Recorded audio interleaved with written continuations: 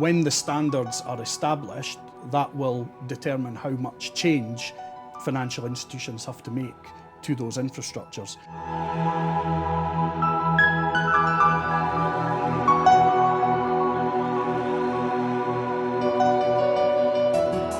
Hello and welcome to the Bankers Masterclass in association with Lloyds Bank on how the European banking industry will be affected by the second Payment Services Directive, which comes into force in January 2018. My name is Joy Macknight, Transaction Banking and Technology Editor at The Banker.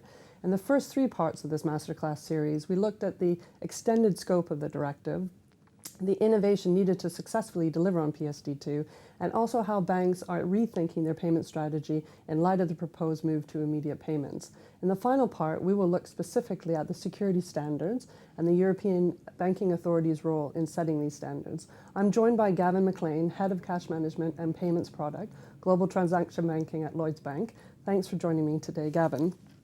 So, Gavin, what are the regulatory technical standards and who has responsibility for them?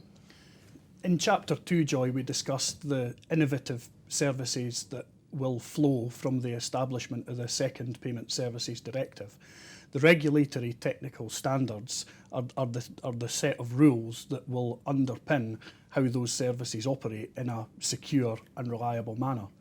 In addition, the regulatory technical standards will also set the secure customer authentication standards, which will govern how online payments are made in a way that is secure and safe and protects consumer interests. Because obviously cyber security is of great interest to the banking industry as a whole. Yeah, the reason RTS is so important is because we've all seen the harm and the pain that can be caused by cyber attacks, data losses and payment failures.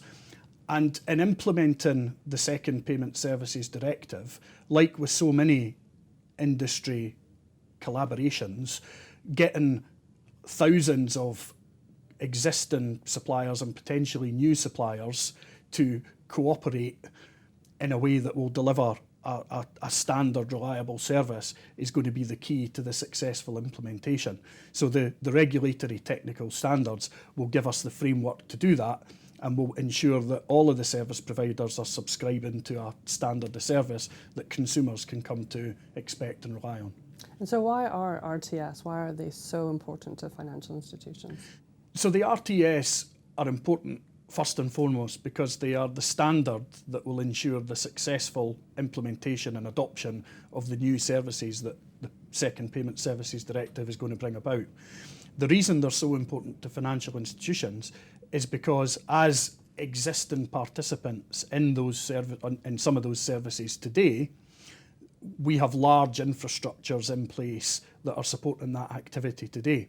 So when the standards are established, that will determine how much change financial institutions have to make to those infrastructures. And we would always seek to do that in a way that minimised the risk to clients, ensured the continuity of service to clients, and ultimately resulted in us getting the innovation and the benefits from the PSD2 that we all expect to see. Okay, but there's some areas that still need to be looked at, and the EBA is doing that. They launched a consultation paper which closed in July as well. So, what areas do you think should still be focused on? So, I think we've got good track record to go on when it comes to implementing large-scale change in the payments and accounts industry. In the UK, we've seen faster payments and the current account switching service. And in the European area, we've seen the implementation of the SEPA payment schemes. So we have good experience to draw on when it comes to implementing these new services. What's always important when we come to implement these types of changes across a large number of market participants is timing and the clarity of implementation standards. So on timing, it's really important that all of the service providers take enough time to be careful and thoughtful about the way in which they're going to deploy these new services and these new innovations to their clients. On the point of implementation clarity, clearly the more concise we can be about what the services mean in each country and in each market, means that the room for interpretation is narrowed, and that should lead to a better chance of a right first time implementation, delivering the services and the innovations that we're all excited about delivering to consumers post-implementation. Thanks so much for sharing your insights with us today, Gavin. My pleasure, Joy. Thank you for having me. This concludes the 4-part masterclass series in association with Lloyds Bank that really looked at how the Payment Services Directive 2 is going to impact the financial institutions across Europe.